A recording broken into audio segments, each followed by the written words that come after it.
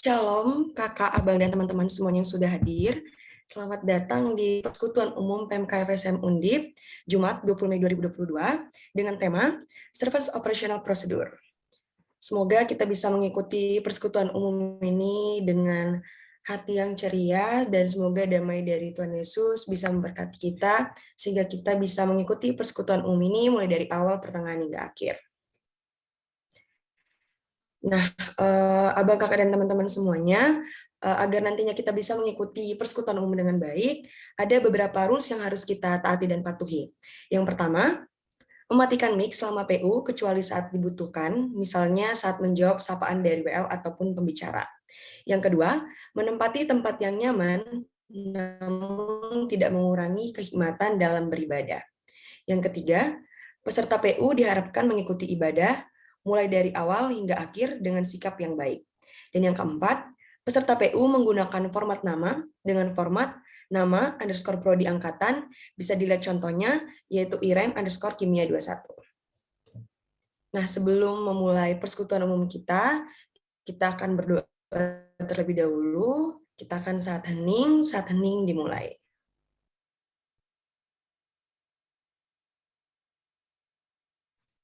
Bapak yang baik, kembali kami mengucapkan segala puji dan syukur kehadiran Bapak. Kasih memberkati kami, memberikan kami nafas kehidupan, serta kesehatan hingga kami boleh berkumpul melalui Zoom meeting ini. Bapak, sebentar lagi kami akan memulai persekutuan umum kami. Biarlah Engkau memberkati, memberikan kami roh ketertiban dan kebijaksanaan, agar kami boleh mengikuti persekutuan umum kami dengan baik, mulai dari awal, pertengahan, hingga akhir. Dan biarlah Bapak, apa yang kami dengarkan, apa yang kami dapat melalui persekutuan umum hari ini, bisa menjadi berkat bagi kami, agar kami boleh juga menjadi berkat bagi orang lain, dan membawanya menjadi pedoman bagi hidup kami sehari-hari.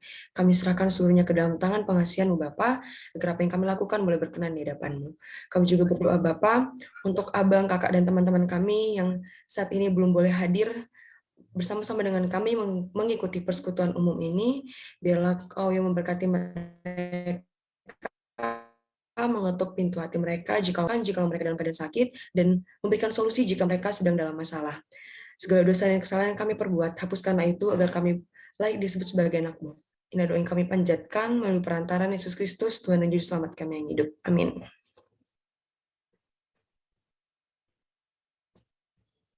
Kita angkat sebuah lagu untuk memulai persekutuan umum kita, yaitu Ku Mau Seperti-Mu Yesus, di mana sebagai manusia yang selalu mau menjadi seperti Yesus, kita harus siap dibentuk dan harus siap menyerahkan diri kita sepenuhnya agar kita dapat menjadi pelayan yang baik, di mana kita dapat melayani dengan kasih dan hanya untuk memuliakan nama Tuhan Yesus.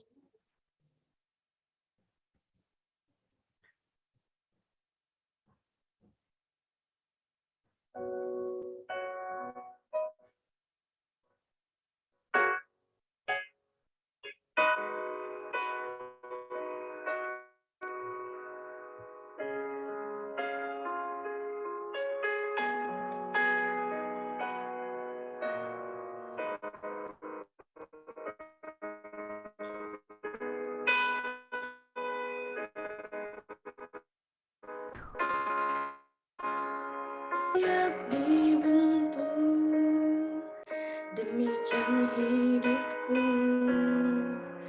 di tangan-Mu, dengan urapan kuasa Roh-Mu, ku dibarui selalu.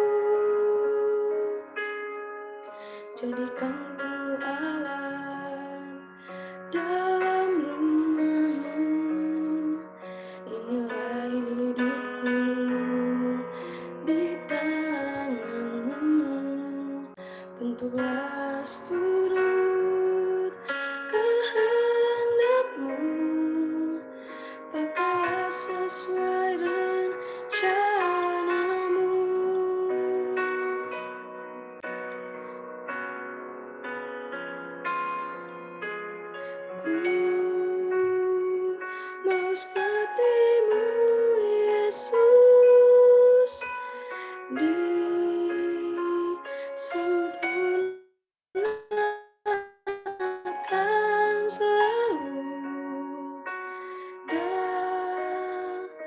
dalam segenap jalanku, memuliakan nama-Mu.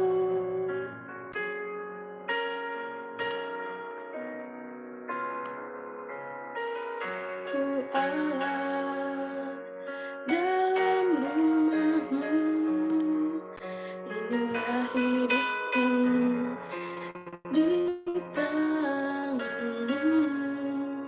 Bentuklah seturut kehendak-Mu, pakailah sesuai rencana-Mu.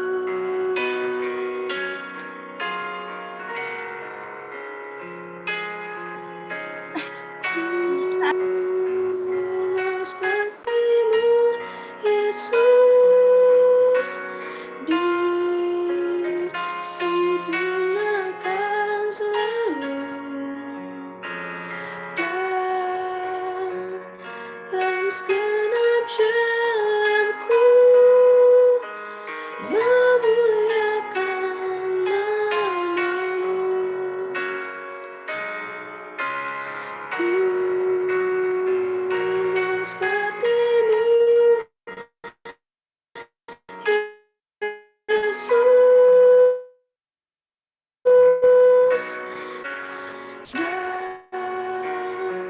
dalam segenap jalanku,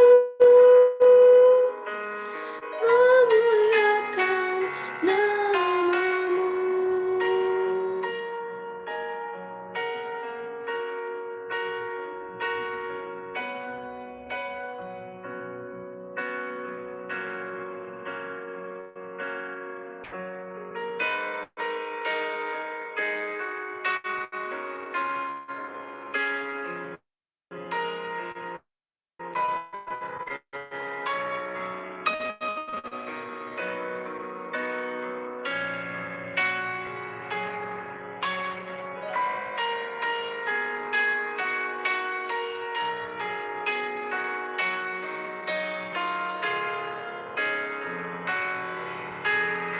Ku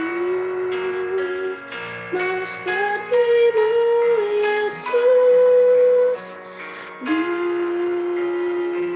disempurnakan selalu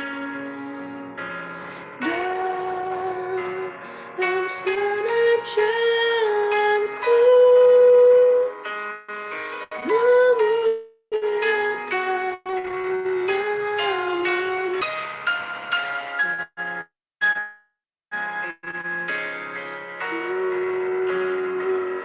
Mau seperti-Mu, Yesus, disempurnakan selalu dalam segenap jalanku, memuliakan nama-Mu. Memuliakan nama-Mu. Memuliakan nama-Mu.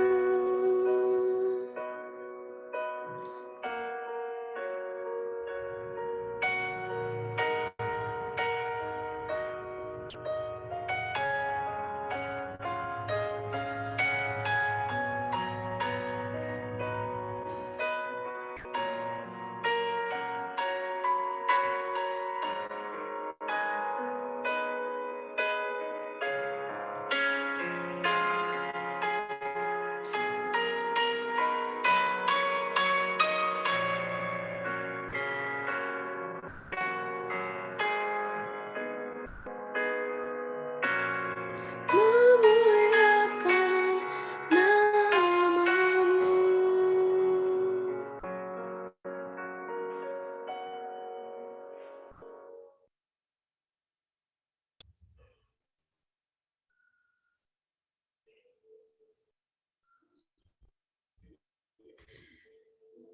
Abang, kakak, dan teman-teman semuanya, kita akan mendengarkan firman Tuhan dengan tema Service Operational Procedure yang akan dibawakan oleh Kak John Pilia Yulia Jaja atau yang biasa disapa dengan Kak Yaya.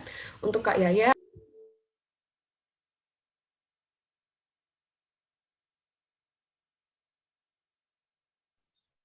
Selamat siang, suara saya terdengar jelas ya teman-teman? Terdengar, Kak. Oke, baik. Terima kasih. Mari kita bersatu dalam doa. Bapak, kami ucap syukur untuk siang hari ini. Kalau kami boleh berkumpul melalui platform virtual ini untuk sama-sama bersekutu. Kami ucap syukur buat setiap perkembangan teknologi, kemajuan-kemajuan yang ada yang menolong kami untuk boleh bersatu hati, bersekutu dalam Kau. Kiranya Roh Kudus yang menolong kami semua untuk boleh punya telinga yang mau mendengar, hati seperti tanah yang subur, sehingga ketika benih firman Tuhan itu disampaikan dapat tertanam dan bertumbuh, berbuah dalam kehidupan kami. Kami memohon Roh Kudus yang menolong kami untuk boleh menggunakan fasilitas yang ada, handphone, laptop, gadget apapun, juga jaringan internet, untuk boleh mendukung kami mendengarkan firman dengan baik. Sertai hamba-Mu yang akan menyampaikan firman, biar apa yang disampaikan sesuai dengan kebenaran-Mu. Terima kasih, dalam nama Tuhan Yesus kami berdoa. Amin. Oke, selamat siang teman-teman. Ya, bersyukur kalau pada siang hari ini saya boleh ada bersama teman-teman ya. Berharap teman-teman ada di mana saja, tapi kita boleh sama-sama bersehati mengarahkan pikiran dan hati kita kepada Allah. Tentunya di dalam pertolongan Roh Kudus. Nah, teman-teman, siang hari ini persekutuan FSM ini membahas tema yang cukup menarik ya. Judulnya SOP gitu ya, Servants Operational Procedure. Kalau kita biasanya tahu SOP itu standar operasional prosedur atau prosedur yaitu Indonesianya prosedur operasional standar operasional prosedur itu ya. Jadi bagaimana prosedur yang menolong kita untuk dapat melakukan sesuatu sesuai dengan standar. Nah, tapi hari ini kita akan belajar bagaimana kita servants ya. Di sini servants itu berarti pelayan. Prosedur operasional pelayan. Kita akan sama-sama belajar bagaimana kita mengerti apa itu jiwa pelayan dan bagaimana kita bisa melakukannya di dalam kehidupan kita. Next, sebelumnya saya akan memperkenalkan diri. Nama saya John Filia, seperti yang sudah disampaikan Clara tadi. Saya biasa dipanggil Yaya, teman-teman. Tapi feel free mau panggil John, mau panggil Filia, mau panggil Yaya, apapun boleh. Saya saat ini sedang menyelesaikan studi di S3 Teknik Mesin Universitas Diponegoro. Saya juga melayani sebagai tim pendamping pelayanan mahasiswa Perkantas Semarang. Senang berkenalan dengan teman-teman ya. Di Undip sudah mulai balik semua ke Undip. Saya sehari-hari masih di Undip, jadi nanti kalau kita bertemu di bumi Tembalang ini ya, jangan ragu untuk saling menyapa ya teman-teman. Nah, teman-teman, kenapa sih hari ini kita belajar ya tentang Servants Operational Procedure gitu? Kenapa kita belajar tentang bagaimana kita mengerti ya tentang seorang pelayan dan bagaimana punya jiwa pelayan itu? Selanjutnya, nah teman-teman, kalau kita melihat dari arti katanya, untuk mengerti terlebih dahulu apa sih pelayan? Pelayan itu di dalam KBBI, Kamus Besar Bahasa Indonesia, punya arti seorang yang melayani. Jadi ini sebuah objek ya teman-teman, seorang yang melayani gitu. Berasal dari kata dasar layan yang artinya membantu menyiapkan, mengurus, meladeni, mengendalikan. Dan kalau kita cari arta servant teman-teman di Merriam-Webster, ini punya arti one that serve others, teman-teman. Nah, ini menarik ya.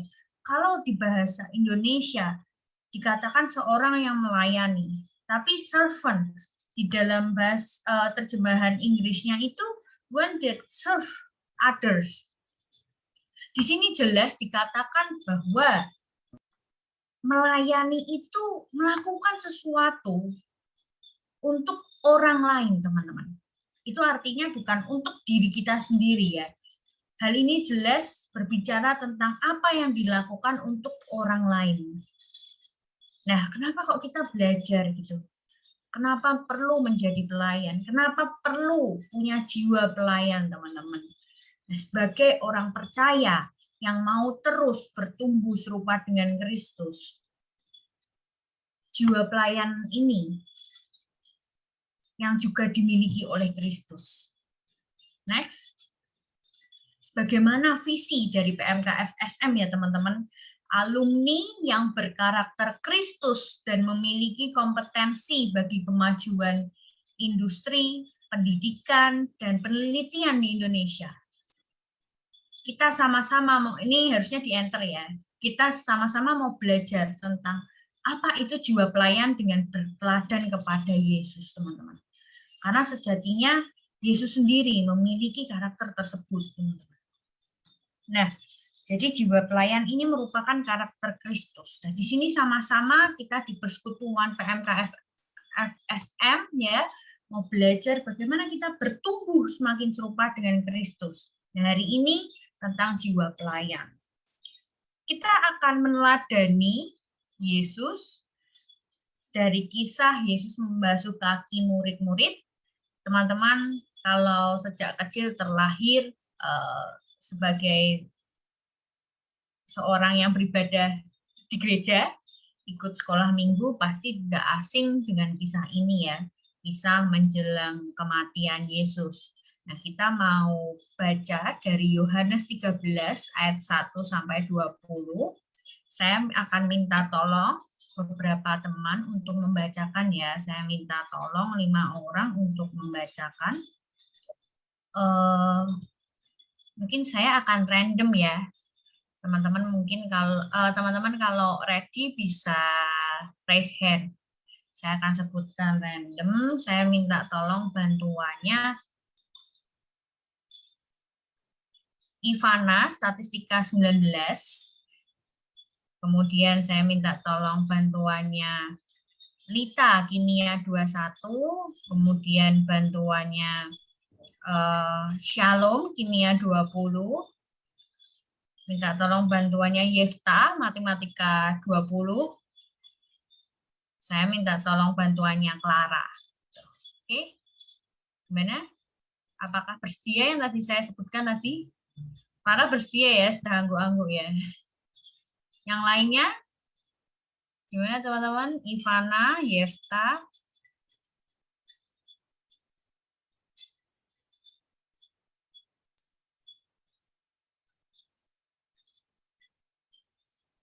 Bersedia, Kak. Oke, tadi yang on mic siapa ya? Saya nggak bisa lihat. Yefta ya? Ya, Kak. Oke, thank you. Berarti Clara, Yefta, kalau yang lain?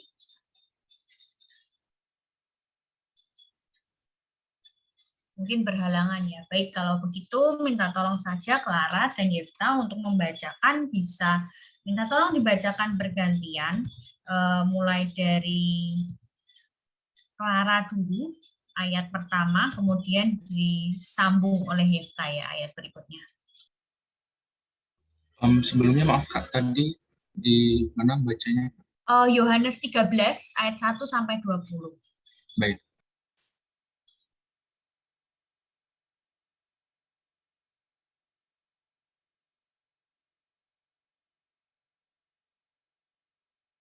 Ya, silakan Clara, boleh mulai dibaca. Oke, makasih Kak. Yesus membasuh kaki murid-muridnya.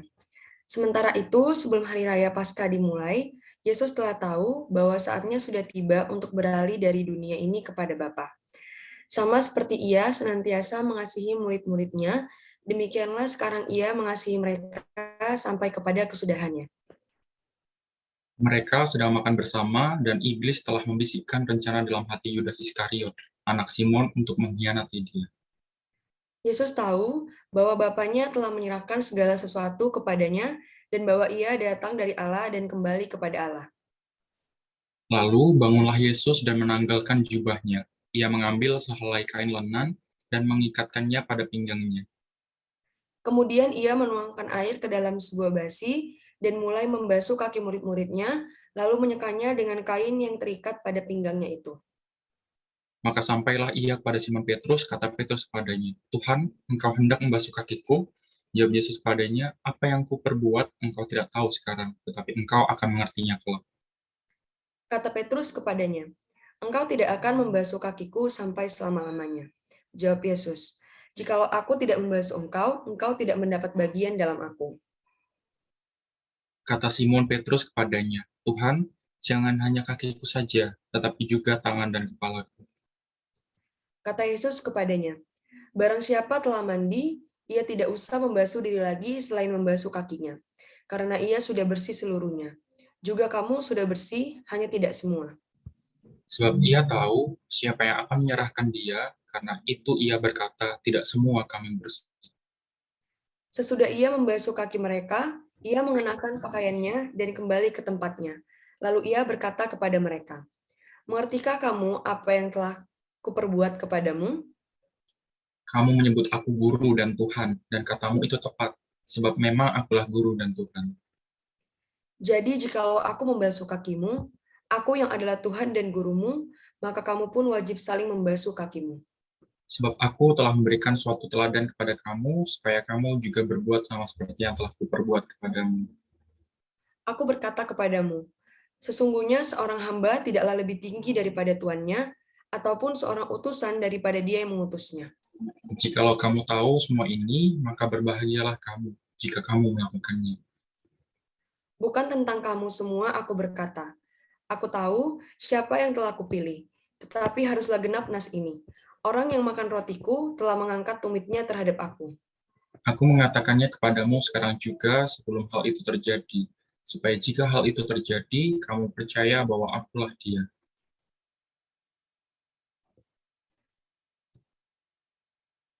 Oke, ayat 20 ya. Aku berkata kepadamu, sesungguhnya barang siapa menerima orang yang kuutus, ia menerima aku, dan barang siapa menerima aku, ia menerima dia yang mengutus aku. Terima kasih Clara dan Yefta sudah membantu saya untuk membacakan ya perikop pada siang hari ini. Nah, teman-teman, di kisah ini, di perikop ini menceritakan ketika Yesus membasuh kaki murid-muridnya, teman-teman. Pada masa itu, tradisi membasuh kaki dianggap sebagai pekerjaan yang hina atau rendah. Dan biasanya kebiasaan tersebut dilakukan oleh hamba kepada tuannya untuk tamu yang penting atau terhormat. Mungkin kalau kita ya menyentuh kaki orang lain itu juga bukan suatu yang umum dilakukan, sama seperti misal kita menyentuh tangan saling kayak gitu ya.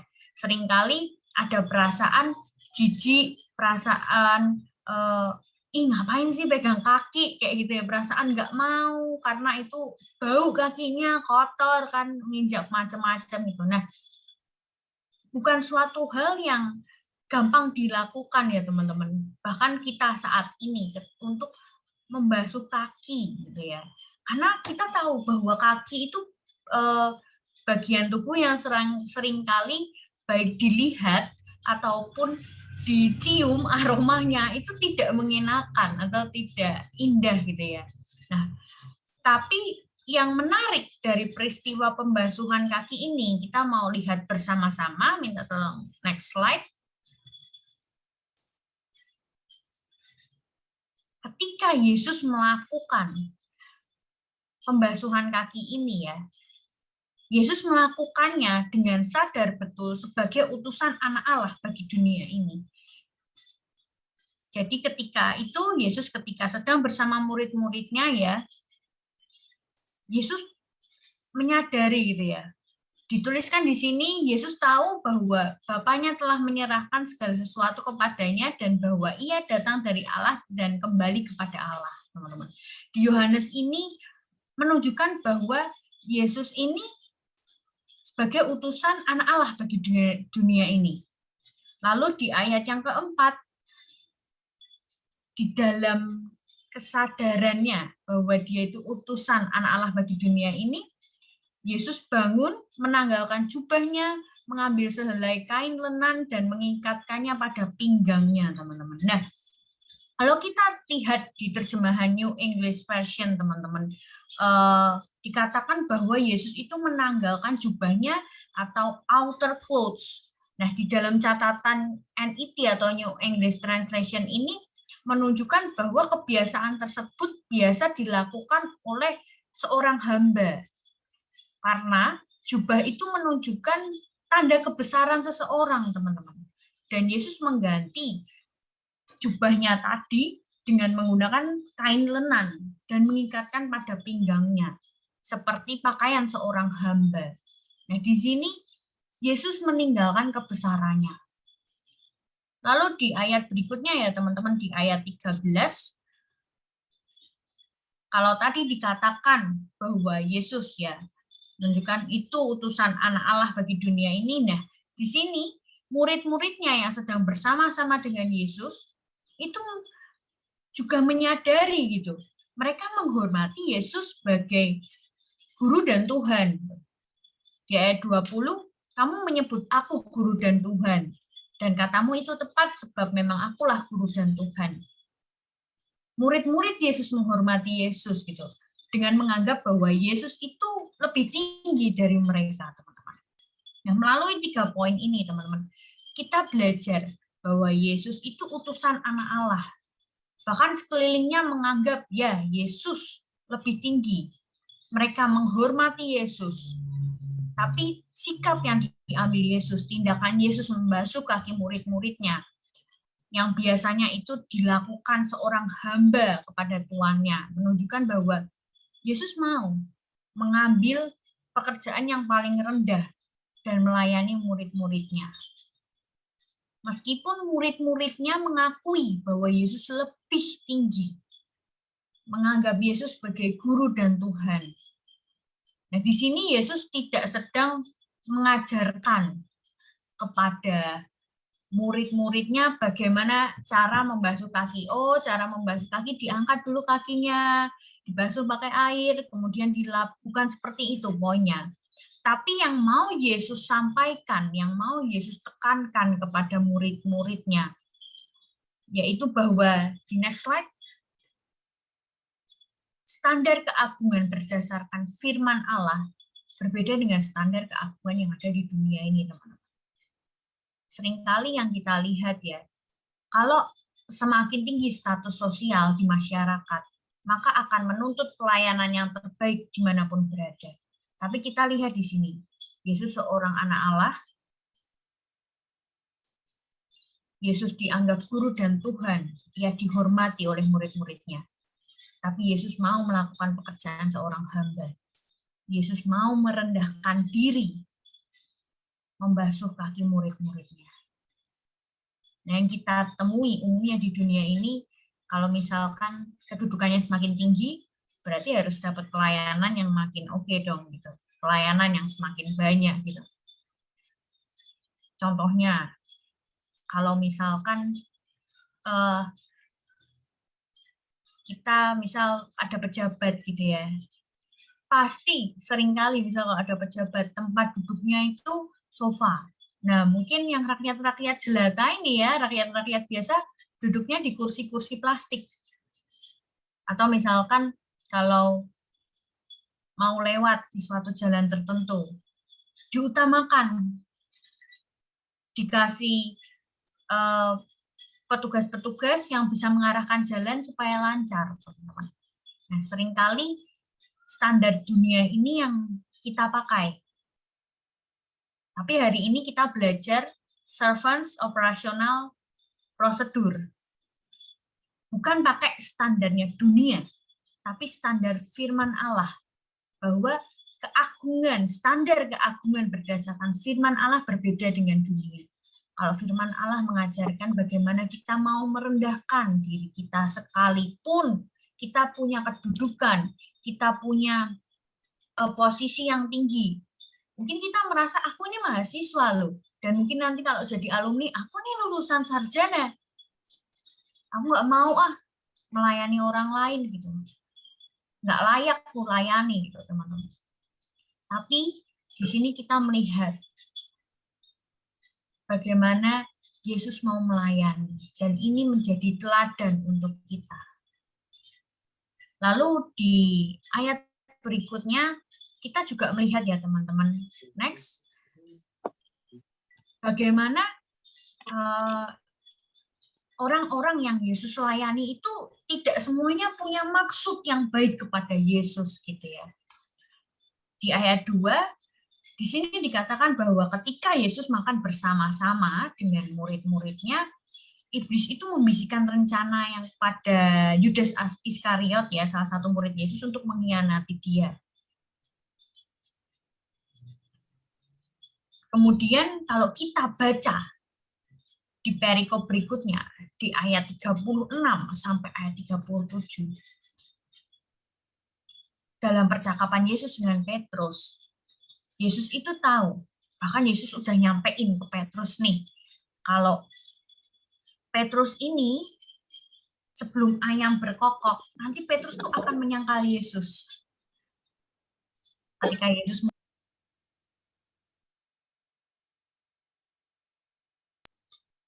Oke, maaf saya di mute. Apakah ada yang mengganggu? Atau hanya kepencet ya? Saya lanjutkan ya teman-teman. Nah, orang yang bersama-sama dengan Yesus tidak semuanya punya maksud yang baik. Contohnya Yudas. Dan bahkan di sini Yesus tahu akan ada yang mengkhianati Yesus, walaupun sebelumnya tidak direncanakan, teman-teman. Tapi ketika membasuh kaki murid-muridnya, Yesus ini nggak pilih-pilih. Yesus membasuh kaki semua murid-muridnya, termasuk Yudas dan Petrus. Bisa bayangin ya teman-teman, gimana perasaan Yesus saat itu ya, ketika ia membasuh kaki orang yang akan menjualnya. Ketika ia membasuh kaki orang yang akan mengkhianatinya, yang akan menyangkalnya, bahkan itu orang terdekatnya. Tapi di sini kita melihat bahwa Yesus dengan kerendahan hatinya, Yesus melayani semua orang.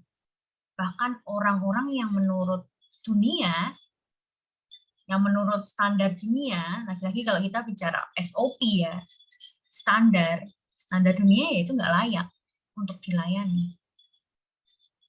Tapi kita bicara servants operational prosedur, teman-teman. Kita melihat bagaimana Yesus dengan rendah hati melayani orang-orang yang tidak seharusnya dilayani menurut standar dunia.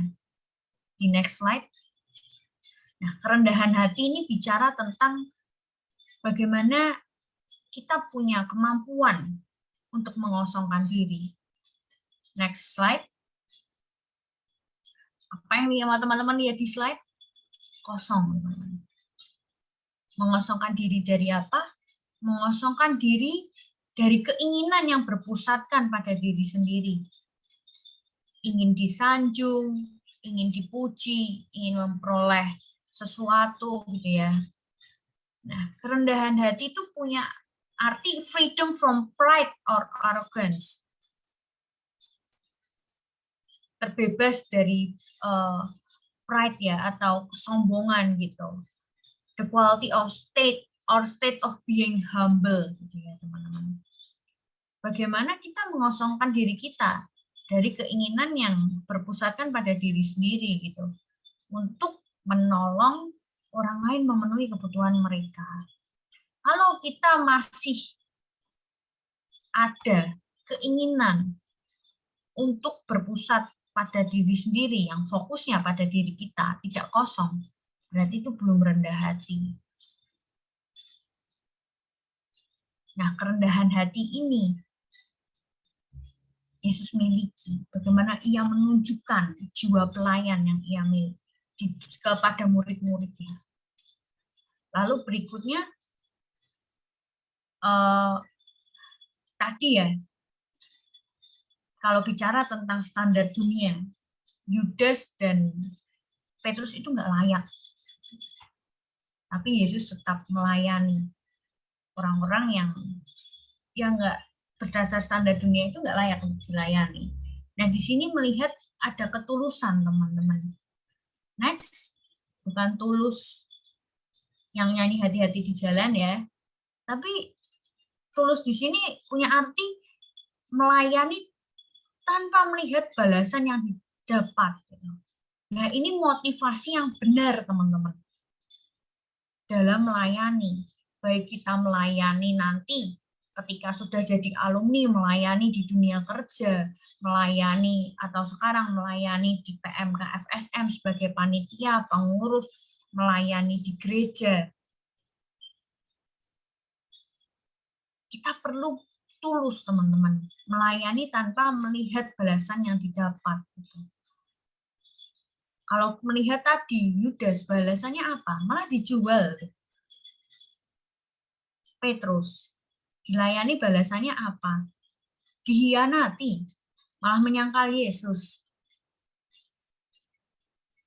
Tapi Yesus tetap mengerjakan pembasuhan kaki itu. Yesus nggak mikirin entah nanti balasan apa dari murid-muridnya. Gitu ya. Karena kalau Yesus memikirkan itu, justru bukan balasan baik yang didapat, tapi balasan yang nggak baik. Gitu. Jadi jiwa pelayan berbicara bagaimana dengan tulus kita melayani Allah, melayani sesama kita, bukan mengharapkan imbalan, teman-teman. Jadi itu tadi ada 3 poin ya, teman-teman. Service operational prosedur. Yang pertama, standar keagungan firman Allah itu berbeda dengan standar dunia, teman-teman. Karena kalau kita lihat Yesus ya, Yesus mau merendahkan diri, padahal statusnya guru dan Tuhan. Berbeda dengan dunia. Di dunia seringkali semakin tinggi, semakin ingin dapat pelayanan. Tapi di sini kita diajarkan bagaimana kita justru melayani lebih ketika kita tahu. Lalu yang kedua, kalau berdasarkan standar dunia, orang-orang yang berbuat jahat seperti Yudas dan Petrus itu nggak layak dilayani. Tapi di sini Yesus menunjukkan bahwa ia melayani dengan rendah hati, bahkan orang-orang yang tidak layak dilayani. Ada ketulusan tanpa melihat balasan yang akan didapat, teman-teman. Nah, tadi kita belajar tentang firman, sudah belajar tentang firman Allah gitu ya. Bagaimana seharusnya kita punya jiwa yang melayani dengan meladani kepada Kristus. Nah, kita mau lihat teman-teman di slide berikutnya.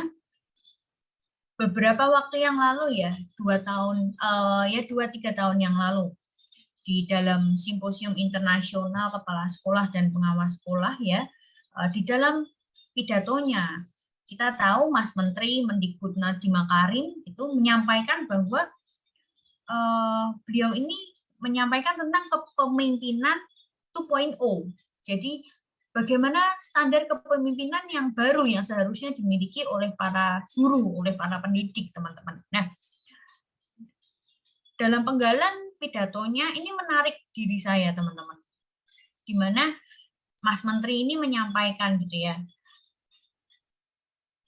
Ketika kita mau memimpin gitu, yang perlu dilakukan pertama kali yaitu perubahan paradigma. Perubahan paradigma apa gitu ya? Perubahan paradigma bahwa pemimpin itu bukan penguasa, bukan pengendali, tapi pemimpin, paradigma kepemimpinan yang melayani. Jadi sekalipun secara struktur posisinya pemimpin, misal ketua PMK, ketua panitia, atau nanti kita jadi pemimpin di dunia kerja secara struktur, kita punya jiwa pelayan gitu. Melayani orang-orang yang kita pimpin. Di sini Mas Menteri ngomong bahwa ini perubahan mendasar yang terpenting saat ini. Nah, dari kalimat ini, teman-teman, ini mungkin perubahan mendasar yang terpenting sekarang. Kita bisa tahu bahwa kondisi di Indonesia nggak banyak orang yang punya jiwa pelayan.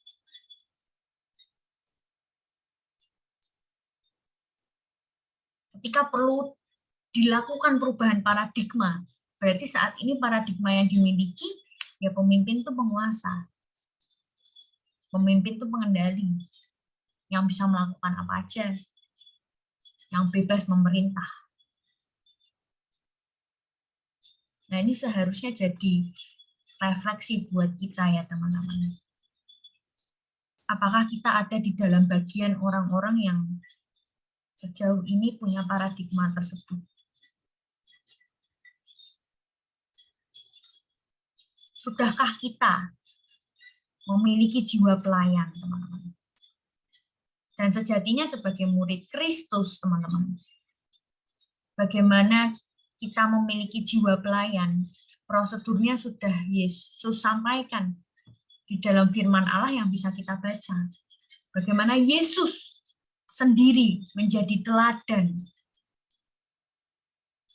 untuk punya hati yang melayani, untuk punya jiwa yang mau melayani, berjiwa pelayan, teman-teman.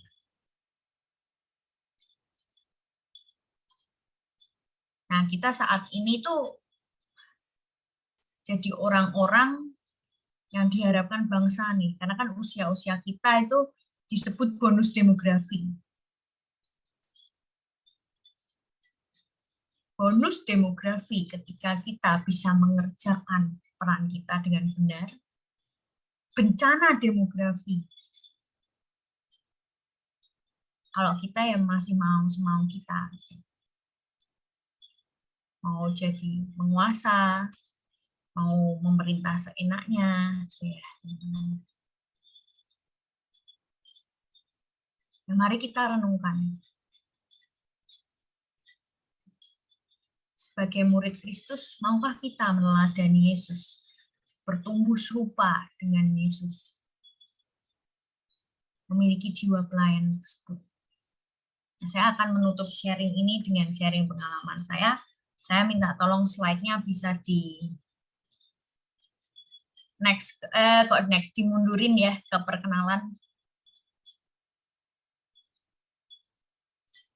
Oke, nah teman-teman, foto ini diambil pada awal tahun 2018, saat itu saya sedang KKN, kebetulan saat ini kan juga sedang marak KKN Desa Penari ya, cuman saya kemarin nggak KKN di Desa Penari, saya KKN di Desa Depok, di Kecamatan Siwalan, Pekalongan. Pada saat itu KKN-nya itu masih offline, gitu ya, masih offline. Jadi kami tinggal 42 hari di sana, di rumah penduduk. Minggu pertama, 7 hari itu melakukan observasi kondisi apa yang terjadi di lingkungan desa tersebut. Kemudian 5 minggu berikutnya mulai melakukan tugas-tugas yang perlu untuk dilakukan gitu ya. Nah, selama mengamati kondisi yang ada di sana ya teman-teman, kan bikin program gitu. Sebenarnya kalau misalkan jujur-jujuran gitu ya, kalau melihat kondisinya di sana, mungkin waktu KKN selama 42 hari itu sebenarnya nggak cukup. Nggak cukupnya karena saking banyaknya permasalahan yang perlu dibenahi di sana, gitu. Yang perlu diselesaikan, teman-teman. Jadi sebenarnya banyak topik yang bisa diangkat untuk dijadikan program kerja, baik mono maupun multidisiplin ya. Kan teman, saya nggak tahu kalau sekarang tugasnya masih mono dan multi seperti itu atau tidak, gitu teman-teman. Tapi yang cukup mengusik saya gitu ya, yang menyedihkan buat saya, di tengah banyaknya permasalahan yang ada di desa tersebut, beberapa rekan di dalam kelompok itu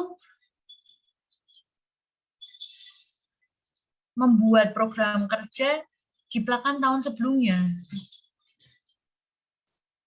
Dengan alasan apa? Supaya nggak usah repot-repot gitu.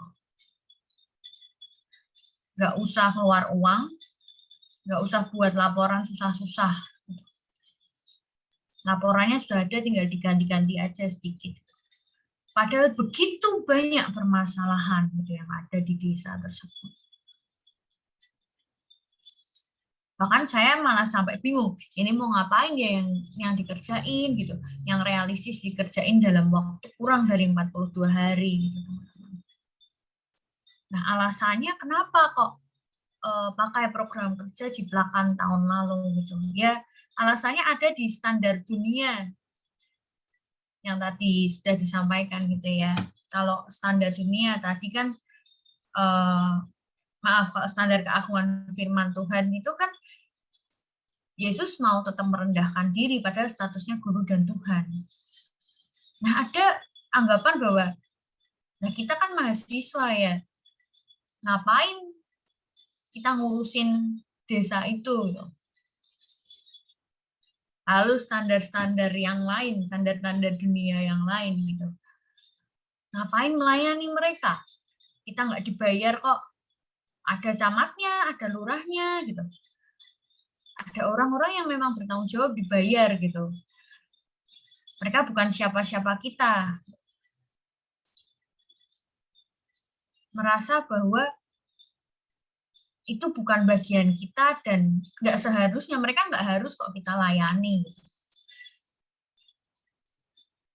Terus kan aku nggak mendapat balasan apa-apa, bukan aku yang dibayar. Justru bisa jadi mahasiswa yang keluar uang, keluar tenaga. Nah, di situ cukup waktu mengingat hal itu dan mendengarkan pidato Mas Menteri tadi ya, Nadiem Makarim, itu cukup mengusik saya gitu ya teman-teman. Betapa pentingnya karakter jiwa pelayan ini teman-teman. Apalagi kita sebagai mahasiswa, kita yang punya ilmu pengetahuan, bisa next ke visi PMK FSM tadi. Coba teman-teman bayangkan ya, kalau misalkan dengan kompetensi yang kita punya dan kita punya jiwa pelayanan ini, sekalipun kita tidak mendapatkan bayaran yang tinggi, karena kita meneladani Yesus, kita punya jiwa pelayan, kita bisa tetap memajukan lingkungan sekitar kita, bisa tetap berkontribusi. Kalau kita memiliki jiwa pelayan, mau merendahkan hati, sekalipun ya orang-orang sekitar yang tadi lingkungan KKN itu bukan siapa-siapa kita gitu ya. Kita juga nggak dapat apa-apa dari mereka, paling ucapan terima kasih. Kalau misalkan sudah selesai KKN, kita bisa memberi kemajuan untuk mereka.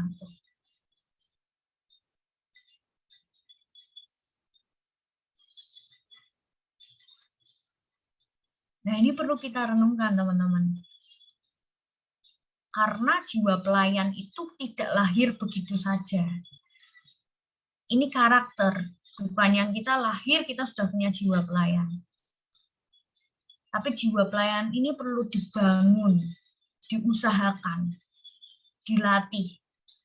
Kapan pelatihannya, kapan pembangunannya, kapan pembentukannya? Ya, mulai saat ini, ketika kita jadi mahasiswa ini, teman-teman. Medianya apa? Ketika pelayanan sebagai pengurus PMK, misalnya kita sudah buat acara susah-susah, mikir, apalagi online gini juga nggak mudah. Teman-teman pada nggak banyak yang datang, merasa acaranya nggak seru gitu, acaranya nggak asik. Mau nggak kita tetap tekun melayani? Justru masukan-masukan tersebut itu ketika kita tidak mendapat pujian tapi mendapat kritik dan saran, justru membuat kita semakin berusaha bagaimana bikin acara yang menarik, bagaimana bisa mengajak teman-teman untuk terlibat dalam pelayanan. Itu contohnya, misal dalam pelayanan pengurusan. Lalu misal kita tergabung dalam organisasi gitu ya. Lalu kita melihat job desk teman kita ada yang terbengkalai gitu. Mau nggak kita merendahkan hati kita? kita coba tanya, apa sih yang jadi kendalanya gitu. Perlukah dibantu?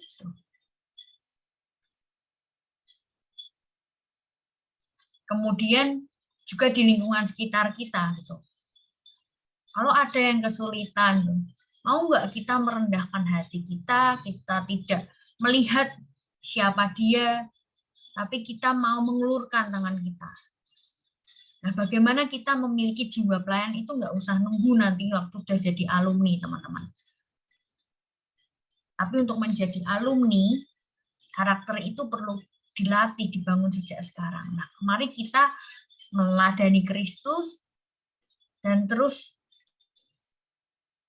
memandang pada Kristus, minta pertolongan Roh Kudus yang menolong kita, memampukan kita untuk dapat melakukan sesuai dengan Yesus melakukan. Sekian sharing saya. Selanjutnya ada tanya jawab atau ditutup dalam doa dulu ya.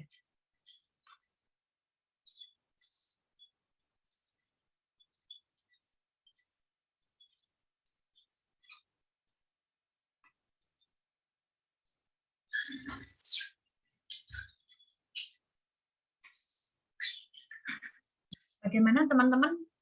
Ini Nggak ada tanya jawab, Kak. oh nggak ada ya? Oke. Baik, berarti langsung saya tutup dalam doa ya teman-teman. Oke, mari kita bersatu dalam doa. Bapak, kami mengucap syukur buat siang hari ini. Kami boleh bersekutu bersama-sama, kami boleh melihat bagaimana Yesus memberikan teladan kepada kami untuk mau melayani. Kami menyadari bahwa standar yang ada di dunia ini beda dengan standar firman Allah. Apapun kedudukan kami, apapun status kami, kiranya kami punya hati yang mau melayani. Tolong kami untuk kami dapat rendah hati dan memiliki ketulusan untuk dapat berbuat baik, untuk dapat melayani orang-orang yang menurut standar dunia tidak layak untuk dilayani. Namun kami baru saja belajar dari Yesus bagaimana Engkau mau melayani orang-orang yang berlaku jahat, yang tidak memberikan balasan baik kepadamu. Kiranya Roh Kudus yang menolong kami untuk dapat menjadi jawaban atas permasalahan-permasalahan yang ada di bangsa ini, yang ada di sekeliling kami. Tolong kami untuk kami boleh memiliki jiwa melayani.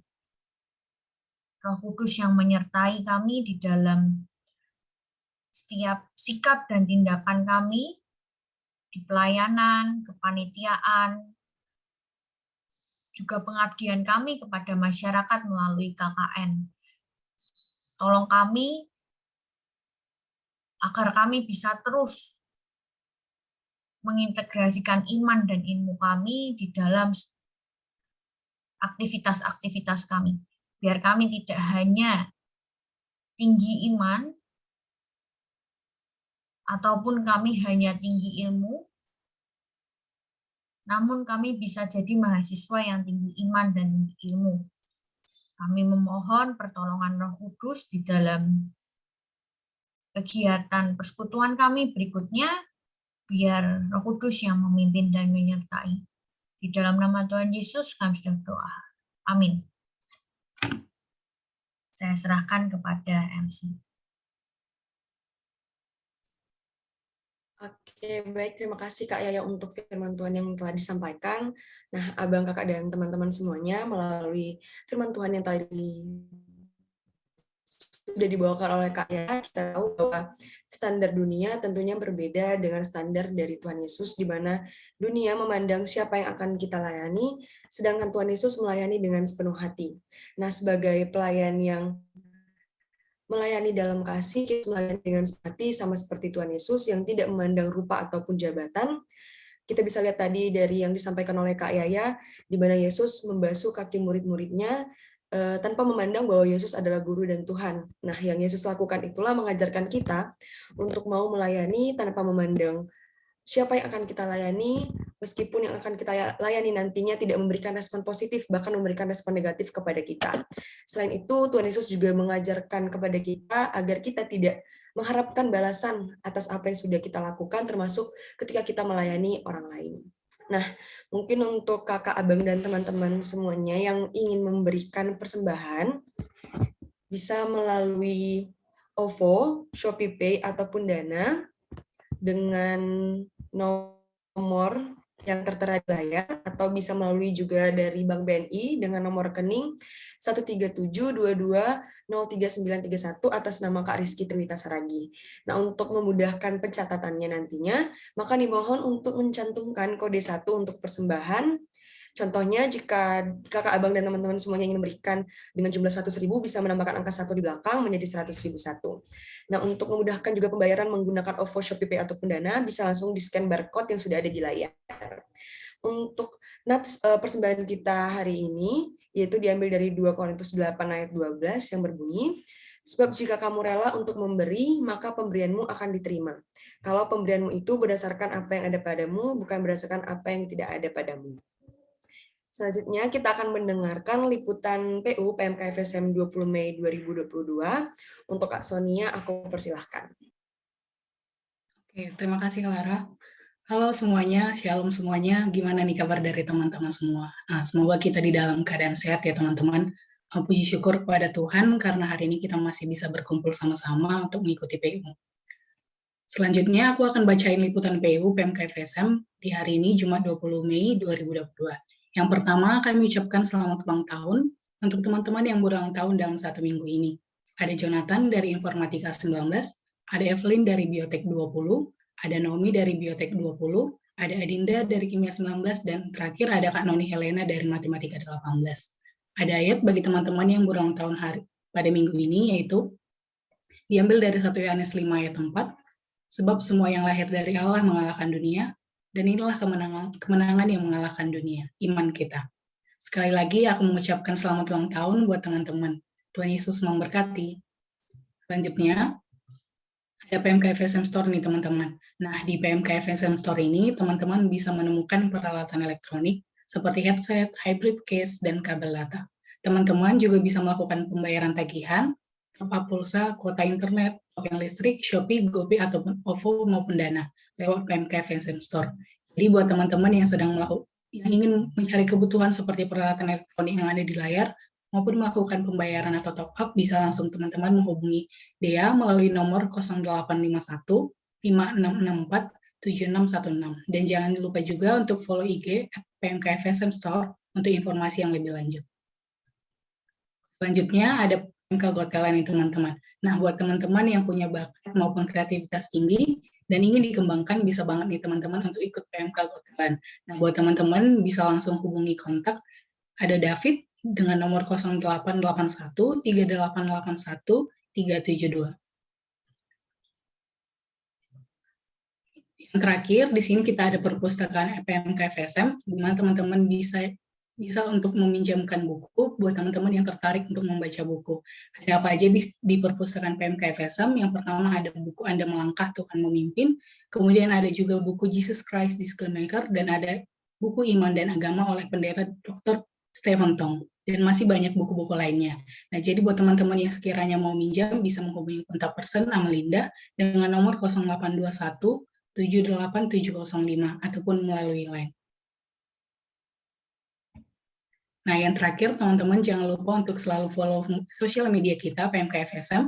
Di YouTube ada PMK FSM Undip, dan di Instagram ada @PMK FSM Undip dan @PMK FSM Store. Dan jangan juga lupa untuk mengikuti line kita.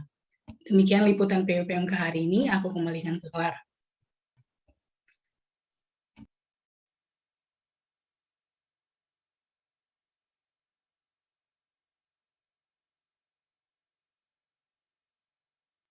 Baik, terima kasih untuk Kak Sonia atas liputan PU yang sudah disampaikan. Nah, abang, kakak, dan teman-teman semuanya, kita angkat lagi lagu Jadikan Aku Indah.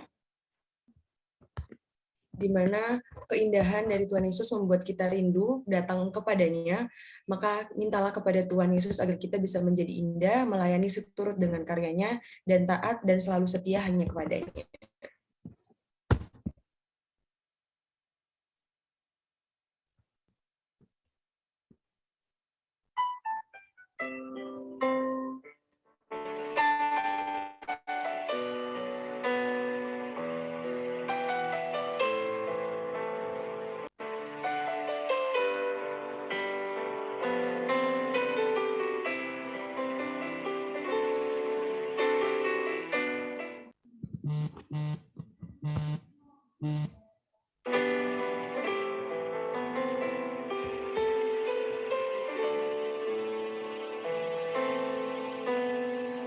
Datang ya Bapa dalam kerinduan, memandang keindahan-Mu.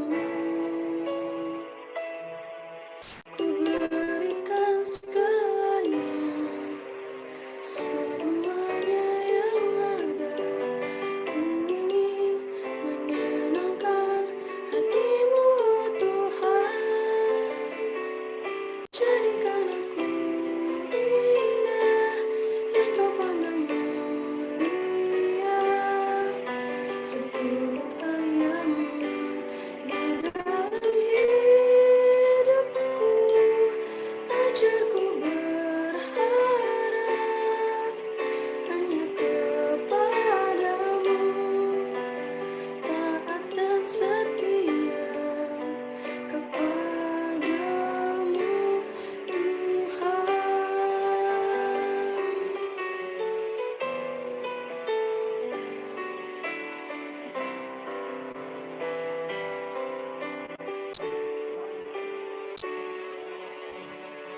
Ku datang ya Bapa dalam kerinduan, dan keindahan-Mu. Ku berikan segalanya, semuanya yang ada. Ku ingin menyenangkan hati-Mu, oh Tuhan. Jadikan aku indah yang Kau pandang mulia, seturut karya-Mu di dalam hidupku. Ajarku berharap hanya kepadamu, taat dan setia kepadamu, Tuhan. Jadikan aku indah yang Kau pandang mulia, seturut karya-Mu di dalam hidupku. Ajarku berharap hanya kepadamu, taat dan setia kepadamu, Tuhan.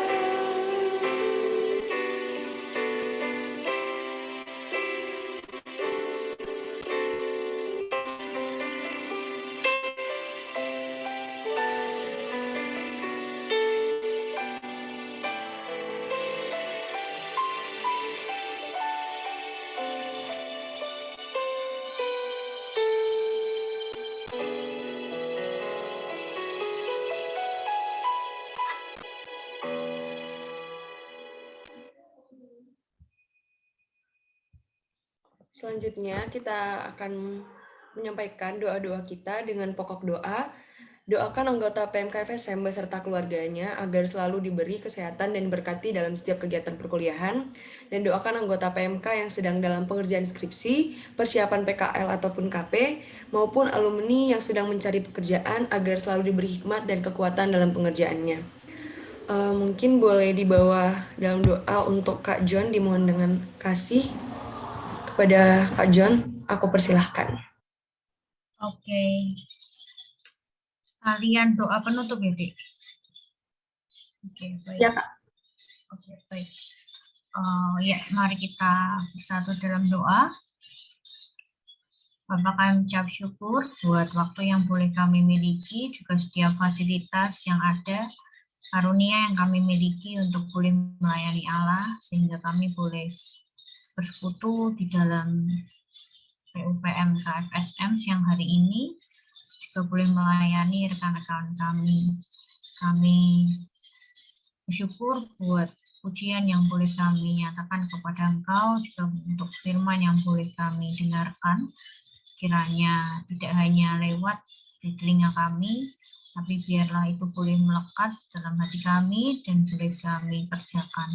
Kami saat ini juga berdoa untuk teman-teman PMK FSM, kiranya Allah senantiasa mengaruniakan kesehatan kepada kami, juga keluarga, untuk kami boleh melakukan aktivitas kami dengan baik, boleh memuliakan Allah di dalam setiap aktivitas, baik perkuliahan, pelayanan, maupun kegiatan-kegiatan lainnya. Kami juga berdoa untuk rekan-rekan yang sedang menyelesaikan tugas akhir, ataupun menyelesaikan tanggung jawab kerja praktek, kerja lapangan, juga tugas lainnya, baik yang sedang mempersiapkan juga. Kiranya Roh Kudus yang menolong kami untuk boleh menyelesaikannya satu persatu, yang memberi ketekunan, juga kemampuan untuk boleh menikmati kegiatan-kegiatan studi yang harus kami selesaikan. Biar kami tidak hanya mengerjakan hal tersebut semata untuk pemenuhan SKS, tapi biarlah kami boleh mengerti filosofi, boleh mengerti maksud dari setiap hal yang kami kerjakan. Biar kami dapat bersukacita ketika menyelesaikannya. Kami rindu kami boleh mengalami Allah di dalam setiap kegiatan studi kami. Dan biar di dalam kesulitan-kesulitan yang kami alami, kami mau datang kepada Engkau, kami mau bergantung dan percaya, serta mengalami pengenalan yang semakin dalam pada Allah. Tidak membuat kami lelah atau membuat kami kecewa, tapi justru membawa kami dalam pengenalan yang semakin dalam atas Allah. Kami memohon hikmat dari Allah untuk boleh memutuskan apa yang benar di dalam studi kami. Kami juga berdoa untuk rekan-rekan alumni yang saat ini sedang bergumul mengenai panggilan hidup mereka, bergumul dalam mencari pekerjaan. Kiranya Allah yang menolong teman-teman alumni untuk boleh senantiasa memandang pada Allah, bergantung kepada Allah, juga boleh mengerti bagian yang perlu mereka kerjakan melalui ilmu yang dimiliki, melalui keunikan-keunikan di dalam diri, dan boleh mengerti apa yang jadi kehendak Allah. Kami menyerahkan aktivitas kami berikutnya, baik kami yang akan belajar praktikum atau kegiatan lainnya dalam tangan kuasa-Mu. Dalam nama Tuhan Yesus, amin.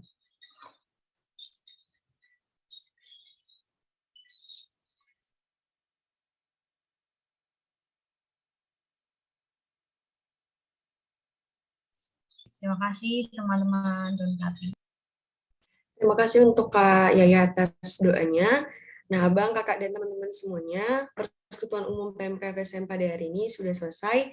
Sampai jumpa di Persekutuan Umum PMK FSM di minggu-minggu berikutnya. Shalom. Shalom. Shalom, terima kasih Clara, terima kasih Kak Yaya. Terima kasih teman-teman. Terima kasih teman-teman. Berbagi.